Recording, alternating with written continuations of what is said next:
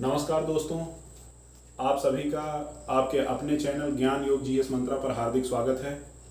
संविधान की इस श्रृंखला में जिसमें ये सभी संबंधित वीडियो बन रहे थे, आज हम लोग भारत के संविधान की प्रस्तावना के विषय में, जिसे हम उद्देशिका के नाम से भी जानते हैं, अध्ययन करेंगे। ये बहुत ही महत्वपूर्ण टॉपिक है जिस पर हर परीक्षा में प्रश्न पूछे जाते हैं। ये बहुत बड़ा तो नहीं, एक छोटा सा ही टॉपिक है, लेकिन ये पूरे संविधान में कि कौन से आदर्श वर्णित हैं उनके विषय में पूरी तरीके से यहाँ समझ विकसित कर देगा। तो आइए दोस्तों, इस महत्वपूर्ण चैनल पर और इस महत्वपूर्ण टॉपिक को शुरू करते हैं जो आपकी हर परीक्षा में बहुत ही लाभदायक होगा। पहले दोस्तों, हम आपको संविधान की प्रस्तावना पढ़कर सुनाते हैं। आप इसे ध्यान से सुनिएगा और इसके एक एक शब्द को ध्यान से नोट भी करते जाइएगा। भारत के संविधान की जो उद्देशिका या प्रस्तावना है, इसके बारे में हमने आपको बताया था कि इस उद्देशिका को कैसे संविधान सभा में जवाहरलाल नेहरू द्वारा पेश किया गया, आगे इस प्रस्ताव को स्वीकार किया गया, इस पर यह चर्चा पूरी की जा चुकी है। चलिए हम आपको पढ़कर सुनाते हैं कि भारत के संविधान की प्रस्तावना क्या है। हम भारत के लोग भारत को एक संपूर्ण प्रभुत्व संपन्न, समाजवादी, पंथ निरपेक्ष, लोकतांत्रिक गणराज्य बनाने के लिए तथा उसके समस्त नागरिकों को सामाजिक, आर्थिक, राजनैतिक न्याय, विचार, विश्वास, अभिव्यक्ति, धर्म और उपासना की स्वतंत्रता, प्रतिष्ठा और अवसर की समानता प्राप्त कराने के लिए तथा उन सब में व्यक्ति की गरिमा और राष्ट्र की एकता और अखंडता को सुनिश्चित करने वाली बंधुता को बढ़ाने के लिए दृढ़ संकल्पित होकर अपनी इस संविधान सभा में आज तारीख 26 नवंबर 1949 को, जिसे अगर विक्रमी सम्मति में हम जोड़ेंगे तो होगा मिति मार्ग शुक्ल सप्तमी 2006 विक्रमी को, एतद द्वारा इस संविधान को अंगीकृत, अधिनियमित और आत्मार्पित करते हैं। तो यही हमारे संविधान की क्या है? प्रस्तावना। ठीक है, अब हम इस संविधान में प्रस्तावना में आए हुए शब्दों को व्याख्यायित करेंगे और समझेंगे कि ये शब्दों के अर्थ क्या हैं और कैसे ये हमारे संविधान की एक तरीके से ये एक समग्र रूप से एक छोटी सी ये है प्रस्तावना जो कि पूरे संविधान के मूल लक्षणों को दिखा देती है। तो वही लक्षण इसमें है जिसकी चर्चा हम लोगों की कि हम भारत के लोग से शुरू होती है और उसके विभिन्न न्याय, स्वतंत्रता और समानता जैसी, बंधुत्व जैसी चीज़ों तक जाती है। तो उसको एक एक चीज़ों को हम व्याख्यायित करेंगे कि कैसे इसमें इस शब्द आए हैं और इन शब्दों के क्या अर्थ हैं। कुछ शब्द हमारे बाद में जोड़े गए इसमें, तो उनके विषय में भी समझेंगे। तो आइए देखते हैं, जैसे प्रस्तावना में आए हुए शब्द क्या हैं। संपूर्ण प्रभुत्व संपन्न, शुरू में कहा गया है भारत कैसा राज्य होगा? संपूर्ण प्रभुत्व संपन्न, समाजवादी, पंथ निरपेक्ष, लोकतंत्रात्मक गणराज्य होगा, यही कहा गया है। तो अगर हम देखें तो संप्रभुता का क्या अर्थ है? अगर यहां हम देखें, जो पहला शब्द है कि भारत कैसा राज्य होगा, तो ये कैसा होगा? भारत को किस तरह का राज्य हमारे संविधान के लोग बनाएंगे, संविधान के रचयिता लोगों ने कैसे भारत की कल्पना की है? तो वो क्या है? संपूर्ण प्रभुत्व संपन्न, समाजवादी, पंथ निरपेक्ष, लोकतांत्रिक और गणराज्य होगा, लोकतंत्रात्मक गणराज्य होगा। तो अब इसमें हम देखते हैं सबसे पहला लक्षण जो संपूर्ण प्रभुत्व संपन्न है। संपूर्ण प्रभुत्व संपन्न से आशय है कि भारत के ऊपर किसी भी अन्य देश का कोई भी दबाव नहीं होगा। भारत स्वतंत्रता पूर्वक अपने वैदेशिक और आंतरिक नीतियों को बना पाएगा, संचालित कर पाएगा। उसके ऊपर किसी भी प्रकार का कोई भी अंतरराष्ट्रीय दबाव नहीं होगा। ऐसे ही राज्य को क्या कहा दिया जाता है? संपूर्ण प्रभुत्व संपन्न। मतलब उसके पास अपने आंतरिक और बाह्य विषयों को नियंत्रित करने की पूरी शक्ति है। यही क्या होता है? संपूर्ण प्रभुत्व संपन्न। अब दूसरा शब्द जो है ये समाजवादी है, तीसरा पंथ निरपेक्ष। तो समाजवादी से क्या तात्पर्य है? अच्छा, दूसरी चीज क्या है? 42 संविधान का जब मूल संविधान लिखा गया था तो उसमें समाजवादी शब्द नहीं था। एक संविधान के संशोधन के विषय में पढ़ते हैं हम लोग 42वें संशोधन को। 42वां संशोधन 1976। इसमें हम अभी यही बता दे रहे हैं, 3 शब्द जोड़े गए हैं आपकी प्रस्तावना में। ये बहुत महत्वपूर्ण है जो बाद में जोड़ा गया, 1976 में आपकी प्रस्तावना में जोड़ा गया। ये तीनों शब्द हैं समाजवादी, पंथ निरपेक्ष और तीसरा शब्द है अखंडता। तो इसके विषय में हम चर्चा कर लेंगे अभी। अखंडता, ये 3 शब्द आप याद रखिएगा, परीक्षाओं में बहुत पूछे जाते हैं, 3 लक्षण बहुत पूछे जाते हैं कि 42वें संविधान संशोधन 1976 के द्वारा संविधान की प्रस्तावना में कुल 3 शब्द जोड़े गए। वो कौन सा था? समाजवादी, पंथ निरपेक्ष और अखंडता। ये बहुत ही महत्वपूर्ण प्रश्न बनते हैं इससे। तो पहले आइए फिर इस पर चर्चा करते हैं कि समाजवाद क्या है। तो समाजवाद एक विचारधारा है। भारत में जो समाजवाद का प्रकार है वो क्या है? वो लोकतांत्रिक समाजवाद है। मतलब हम लोगों ने लोकतांत्रिक समाजवाद की व्यवस्था को यहां स्वीकार किया है। तीसरा चीज है पंथ निरपेक्षता। पंथ निरपेक्षता से तात्पर्य है कि भारत किसी भी धर्म को, केवल किसी धर्म को अपना राष्ट्र धर्म नहीं बनाएगा और सभी धर्मों को समान भाव से देखेगा। तो ये भी दूसरा शब्द भी क्या था? पंथ निरपेक्षता। ये भी कब से जोड़ा गया? 42वें संविधान संशोधन 1976 से। अब यहाँ एक प्रश्न खड़ा होता है कि क्या भारत 1976 के पहले क्या वो समाजवादी और पंथ निरपेक्ष नहीं था? तो तब भी भारत का संविधान जब लिखा गया था तब भी उसमें बहुत सारे ऐसे प्रावधान थे जो भारत को क्या घोषित करते थे? समाजवादी, और उसको पंथ निरपेक्ष घोषित करते थे। तो समाजवादी जो लक्षण थे ये आपको संविधान के नीति निर्देशक तत्वों में पहले से ही दिखाई देते हैं। पंथ निरपेक्षता के तत्व जो हैं वो मौलिक अधिकार के धार्मिक स्वतंत्रता वाले भाग में पूरी तरह से पहले से ही दिखाई देते हैं। बस इसको स्पष्ट अभिव्यक्ति 1976 में संविधान संशोधन 42वें के द्वारा जोड़कर संविधान में दे दिया गया कि ये संविधान के प्रियम्बल में ही बोल दिया गया कि ये समाजवादी और पंथ निरपेक्ष राष्ट्र है। अब ये लोकतंत्र की व्यवस्था को आप जानते हैं, जनता के लिए, जनता द्वारा शासित। तो भारत में जो लोकतांत्रिक व्यवस्था वो की गई है, भारत में लोकतांत्रिक व्यवस्था कैसी है? संसदीय लोकतंत्र है। कि यहाँ हमारे यहाँ संसदीय व्यवस्था है, तो हमने कैसा लोकतंत्र? संसदीय लोकतंत्र की व्यवस्था को अपनाया है, जिसमें हम क्या करते हैं? संसदीय व्यवस्था के द्वारा भारत में लोकतांत्रिक व्यवस्था संचालित करते हैं। एक चीज और ध्यान रखिएगा, तो अगर संसदीय लोकतंत्र है तो क्या भारत में केवल राजनैतिक वो है लोकतंत्र है? नहीं, ऐसा नहीं है। यहाँ पे क्या है? सामाजिक और आर्थिक लोकतंत्र भी है। अगर आप डॉक्टर भीमराव अंबेडकर की एक कथन को ध्यान देंगे, डॉक्टर भीमराव अंबेडकर ने जब व्यापक चर्चा हो रही थी संविधान सभा में संविधान को लेके, तो डॉक्टर भीमराव अंबेडकर ने कहा था कि राजनैतिक लोकतंत्र तब तक स्थायी नहीं हो सकता जब तक कि उसके मूल में सामाजिक लोकतंत्र ना हो। तो इसका मतलब समझ रहे हैं कि सामाजिक, ये जो हमारे यहाँ की भारत की लोकतांत्रिक व्यवस्था है, यह केवल राजनैतिक लोकतंत्र नहीं है। भारत में ये क्या है? सामाजिक और आर्थिक लोकतंत्र भी है। सामाजिक लोकतंत्र का तात्पर्य यह है कि जहां स्वतंत्रता, समानता और बंधुत्व की भावना हो। मतलब समाज में सभी लोग स्वतंत्र हों, सभी लोगों में समानता हो और सभी लोगों को अवसर की भी समानता मिले और सभी लोगों में भाईचारा हो, बंधुत्व हो। तो ये क्या है? हमारा लोकतंत्र जो है ये केवल राजनीतिक लोकतंत्र नहीं है। हमने जो संसदीय लोकतंत्र अपनाया है वो राजनीति की एक प्रणाली है, लेकिन इस लोकतांत्रिक व्यवस्था की जब व्याख्या की जाती है संवैधानिक परिप्रेक्ष्य में, तो ये क्या है? ये जो लोकतांत्रिक व्यवस्था है ये सामाजिक और आर्थिक लोकतंत्र को भी अपने अंदर समेटे हुए है। तो ये लोकतंत्र है। गणराज्य में बहुत बार प्रश्न पूछा जाता है कि गणराज्य या गणतांत्रिक व्यवस्था क्या है? गणतंत्र क्या होता है?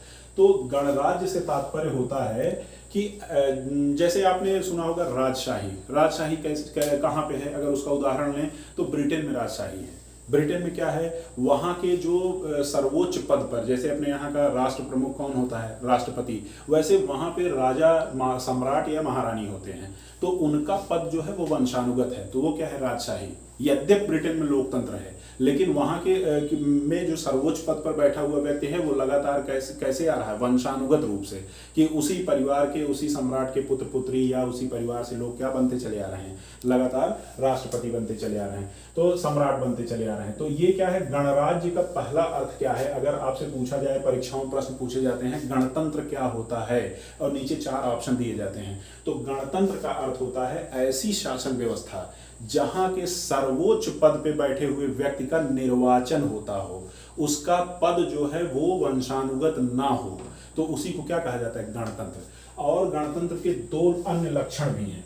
पहला लक्षण अगर हम देखें गणतंत्र का, तो उसके अतिरिक्त क्या है इसके साथ साथ, लेकिन एग्जैक्ट मीनिंग गणतंत्र की यही होती है कि ऐसी शासन व्यवस्था, गणराज्य की या गणतंत्र की ऐसी शासन व्यवस्था जिसका संवैधानिक प्रमुख या राष्ट्र प्रमुख जो है उसका पद वंशानुगत नहीं होता है, उसका निर्वाचन होता है। तो भारत में आप देखिए क्या है, गणतंत्रात्मक व्यवस्था है, भारत का संवैधानिक प्रमुख और ये राष्ट्र प्रमुख कौन है, राष्ट्रपति, और राष्ट्रपति का चुनाव होता है, निर्वाचन के द्वारा होता है, उसकी एक निश्चित अवधि होती है, 5 साल के लिए वो चुना जाता है। तो इस व्यवस्था क्या कहा है, गणतंत्र। इसके साथ साथ दो अन्य इसके अर्थ हैं, दो चीजें और समेटा हुआ है गणतंत्र शब्द, कि संप्रभुता किसी एक के हाथ में नहीं होती। मतलब आप देखेंगे कि भारत में भी अगर आप देखेंगे तो राष्ट्रपति को भी कई चीजों से बांधा गया है। उसको सलाहकारी मतलब उसको सलाह कौन देगा, मंत्रिपरिषद देगी उसको, और मंत्रिपरिषद की सलाह मानने के लिए वो कब एक बार आगे प्रक्रिया पढ़ी जाएगी कि कुल मिला जुला के राष्ट्रपति उनकी मंत्रिपरिषद की सलाह से ही कार्य करेगा। तो संप्रभुता एक जगह ही नहीं रख दी गई है। तो संप्रभुता किसी एक व्यक्ति के हाथ में केंद्रित नहीं होगी, बल्कि विकेंद्रीकृत व्यवस्था होगी। शासन का क्या किया जाएगा, विकेंद्रीकरण किया जाएगा। इसके साथ साथ दूसरा जो लक्षण है, किसी विशेषाधिकार वर्ग की अनुपस्थिति हो। मतलब कोई एक वर्ग को विशेषाधिकार न दिया गया हो कि फला वर्ग के लिए ये विशेषाधिकार है, और वो कि सेना में केवल एक ही आदमी जा सकता है, या कहीं कोई एक काम एक ही आदमी कर सकता है, किसी को किसी तरीके का विशेषाधिकार नहीं है। तो गणतंत्र का व्यापक मतलब है, अगर कभी आपसे पूछा जाए, हम परीक्षाओं में पूछा गया है कि गणतंत्र का क्या अर्थ होता है, उस पर आप टिक लगाइए। ऐसी व्यवस्था जिसमें उसका सर्वोच्च पद पर बैठा हुआ व्यक्ति जो है, जो राष्ट्र प्रमुख है, उसका निर्वाचन होता है, उसका पद वंशानुगत नहीं होता है, वही क्या है, गणतंत्रात्मक व्यवस्था है। तो यही हमने पढ़ा था कि ये प्रस्तावना के आए हुए शब्द हैं कि भारत कैसा है। तो भारत कैसा है, उसकी प्रकृति क्या है भारत की, तो यही प्रकृति है कि भारत कैसा है, संपूर्ण प्रभुत्व संपन्न, समाजवादी, पंथ निरपेक्ष, लोकतंत्रात्मक गणराज्य है। इसमें अब इन शब्दों का अर्थ आपको समझ में आ गया होगा। इसके बाद कहा गया है कि यहाँ पे देखिए, आपको हमने कहा सामाजिक, आर्थिक, राजनीतिक न्याय। तो 3 प्रकार के न्याय की बात की गई है।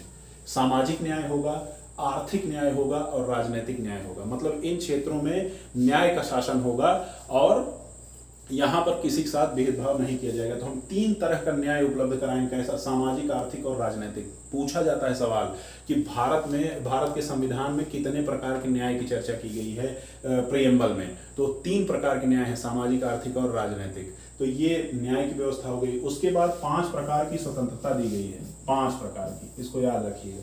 5 प्रकार की स्वतंत्रता है, विचार, विश्वास, अभिव्यक्ति, धर्म एवं उपासना की स्वतंत्रता। और 2 तरह की समानता दी गई है, 2 प्रकार की।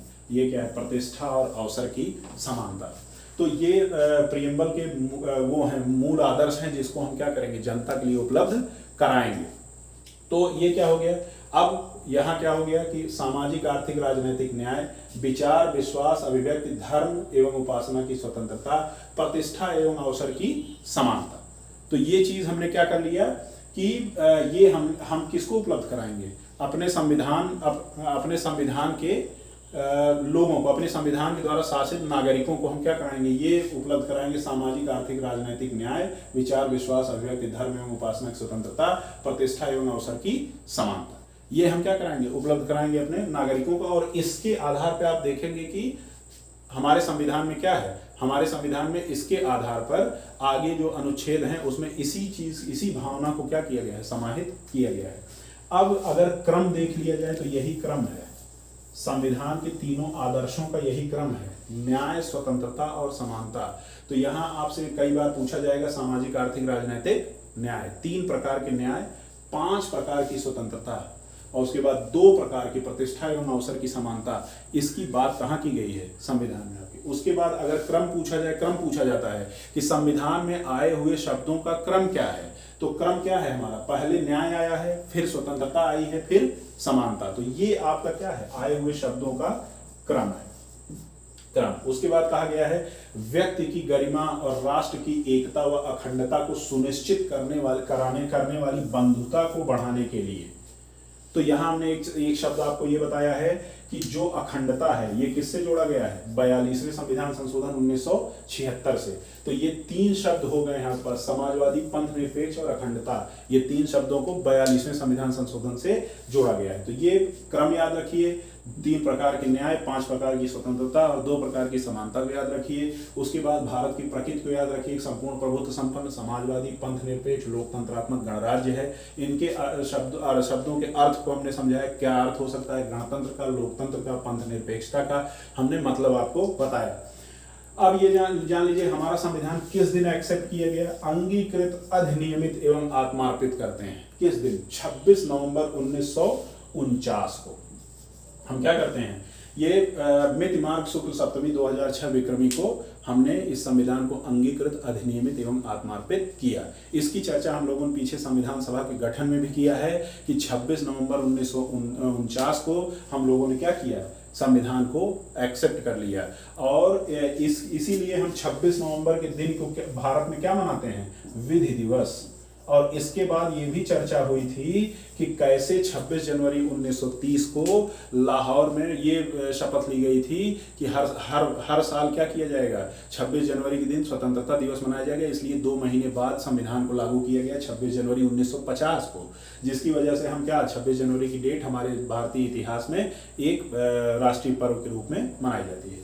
तो ये आपके प्रियम्बल की कुल बात हो गई। अब यहाँ 3-4 चीज देखिएगा प्रस्तावना में। अब आप देखेंगे तो कुल 4 इसके मूल तत्व निकल के आ रहे हैं। क्या हमने शुरू में कहा, हम भारत के लोग भारत को एक संपूर्ण प्रभुत्व संपन्न, समाजवादी, पंथ निरपेक्ष, लोकतंत्रात्मक गणराज्य क्या बनाना चाहते हैं। तो पहला तत्व क्या निकला, हम भारत के लोग,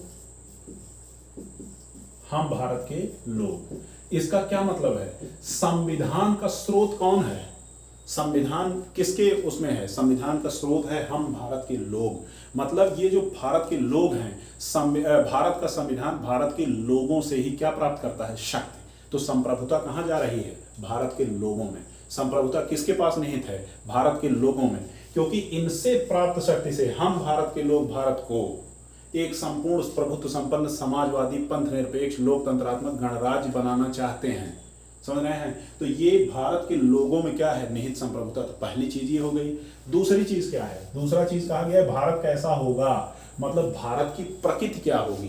तो भारत की प्रकृति क्या है, संपूर्ण प्रभुत्व संपन्न, समाजवादी, पंथ निरपेक्ष, लोकतंत्रात्मक गणराज्य। तो ये भारत की क्या हो गई, प्रकृति। तीसरी चीज क्या है, संविधान का उद्देश्य क्या है।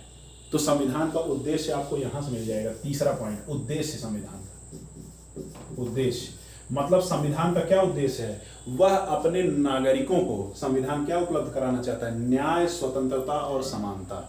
ये क्या, ये है तीसरा इसका वो आएगा कि क्या उद्देश्य है संविधान का। तो संविधान का उद्देश्य है भारत के लोगों को क्या उपलब्ध कराना, न्याय, स्वतंत्रता और समानता। और चौथा चीज क्या दिया जा रहा है, एक डेट है ये कि इस डेट को भारत का संविधान क्या हुआ, लागू। मतलब इस तारीख से संविधान को एक्सेप्ट कर लिया गया। लागू हुआ कब से, 26 जनवरी 1950 से। तो इस दिन क्या किया जा रहा है, संविधान को एक्सेप्ट। अब यहाँ एक प्रश्न और बनता है, यहाँ एक प्रश्न बनाते हैं कि 1976 के पूर्व भारत के संविधान में भारत की प्रकृति कैसी थी। तो इन दोनों शब्दों को आप हटा देंगे। तब भारत क्या था, मूल संविधान में भारत क्या था, संपूर्ण प्रभुत्व संपन्न लोकतांत्रिक गणराज्य, ये था। बाद में 42वें संविधान संशोधन 1976 से 2 शब्द जोड़ दिए गए, समाजवादी और पंथ निरपेक्ष, और तीसरा जोड़ा गया अखंडता। तो फिर क्या हुआ, भारत की प्रकृति कैसी हो गई 1976 के बाद, कैसी प्रकृति हुई, संपूर्ण प्रभुत्व संपन्न, समाजवादी, पंथ निरपेक्ष, लोकतंत्रात्मक गणराज्य। तो ये इसकी बात है। तो यहाँ हम देखते हैं कि प्रस्तावना के शब्दों से भी प्रश्न बनते हैं। इसके बाद आपके सामाजिक, आर्थिक, राजनीतिक न्याय और कितने प्रकार के न्याय हैं, कितने प्रकार की स्वतंत्रता है, कितने प्रकार की समानता है, इससे संबंधित जो वो हैं प्रश्न बनते हैं। उसके बाद आपकी डेट से भी बनता है कि किस डेट को ये एक्सेप्ट किया गया है, 26 नवंबर 1949 को। और उसका कभी कभी विक्रमी संवत की तारीख भी पूछ लेते हैं, तो इसको भी आप ध्यान रखिएगा, मिति मार्ग शुक्ल सप्तमी 2006 विक्रमी। तो ये तो आपके प्रस्तावना की बात हुई। अब प्रस्तावना से संबंधित एक महत्वपूर्ण चीज और ये है कि पीछे विवाद चला कि क्या प्रस्तावना भारत के संविधान का भाग है। तो कई 2-3 वाद ऐसे रहे हैं जिनके बारे में हम आपको बताएंगे। तो इन 2-3 वादों में सुप्रीम कोर्ट ने अलग अलग निर्णय दिए, जिसके बाद फिर पहले शुरुआत में इसे माना गया कि संविधान का भाग नहीं है, लेकिन मूल विचार इसके संविधान के हैं। बाद में फिर 2 अन्य केस आएंगे, उनके बारे में भी चर्चा कर रहे हैं, केशवानंद भारती और LIC ऑफ इंडिया के, कि इसमें सुप्रीम कोर्ट ने ये माना कि हाँ ये संविधान के भाग हैं। तो पहला मामला इसमें है बेरुबारीवाद। ये याद रखिएगा आप लोग, 1960। इस वाद में सुप्रीम कोर्ट ने क्या कहा कि प्रस्तावना संविधान का भाग नहीं है। इसको याद रखिएगा कि प्रस्तावना या उद्देशिका क्या है, प्रस्तावना संविधान का भाग नहीं है। लेकिन इसके बाद अब इन केसों के विस्तार पर नहीं जाएंगे, केवल आपसे इतना ही पूछा जाएगा। बेरुवाड़ी वाद जो है 1960 का, इसमें सुप्रीम कोर्ट ने संविधान की प्रस्तावना को संविधान का भाग नहीं माना। उसके बाद आया केशवानंद भारती वाद 1973। केशवानंद भारती वाद 1973 शायद ही कोई ऐसी परीक्षा है जिसमें केशवानंद भारती वाद के बारे में ना पूछा गया हो। केशवानंद भारती वाद में सुप्रीम कोर्ट ने कहा, इसमें एक डिसीजन दिया सुप्रीम कोर्ट ने कि प्रस्तावना संविधान का अभिन्न अंग है।